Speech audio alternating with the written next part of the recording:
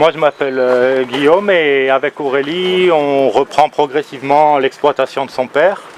Donc c'est une exploitation céréalière d'à peu près 150 hectares, dont 100 à l'irriguer. Et donc on a décidé de se mettre au semi-direct. C'était une exploitation qui était en conventionnel avant et on a fait la transition en semi-direct il y a à peu près 5 ans. Donc ça c'est un blé donc, qui a été semé en direct, qui a été donc semé avec de la semence non traitée, qui a eu aucun insecticide, qui a eu un tiers de dose de fongicide, sachant que généralement, ça dépend peut-être pas cette année, parce que cette année c'était léger, mais souvent il y en a qui mettent 2 doses entières de fongicide, 2 fongicides différents. Donc je suis vraiment à ras des pâquerettes au niveau fongicide.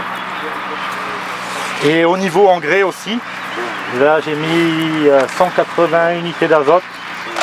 Et pas de phosphore, pas de potasse. Moi je venais voir avant tout un exemple de semi-direct sous couverts végétaux et voilà, ça me fait plaisir de voir que ça fonctionne, que c'est vraiment une technique qui n'est pas applicable uniquement dans les régions autres que le sud-est de France. Et vu que j'ai un projet d'installation à Fort-Calquier, ça me conforte dans mon idée que le labour n'est pas forcément utile et qu'il y a des techniques alternatives qui existent et qui marchent.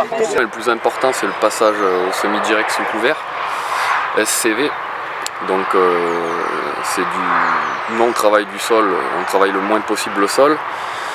C'est l'utilisation des couverts végétaux et évidemment la rotation des cultures qui est une base de l'agriculture. Donc déjà ça c'est 3 points très importants qui vont permettre de remettre la biologie au cœur du système.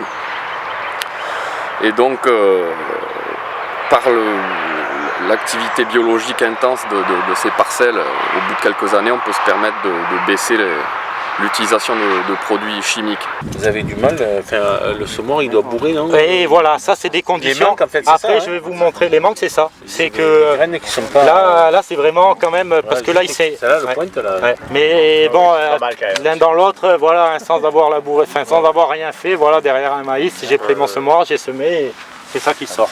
Tous les traitements phytosanitaires sont effectués en bas volume, avec l'humidité matinale, c'est très important. Et la gestion de la dureté de l'eau, car ici nous sommes sur des eaux plutôt dures, donc qui ont un impact sur les molécules chimiques.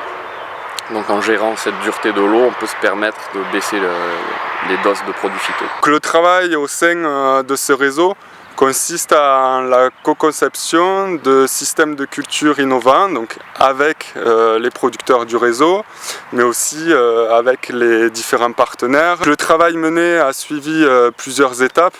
La première, ça a été une réflexion participative sur une gamme d'options de systèmes de culture pouvant répondre à des problématiques bien identifiées comme la réduction des intrants, la perte de fertilité des sols. La deuxième étape, ça a été d'utiliser les réponses à ces problématiques comme principale voie d'entrée pour une intensification agroécologique des systèmes.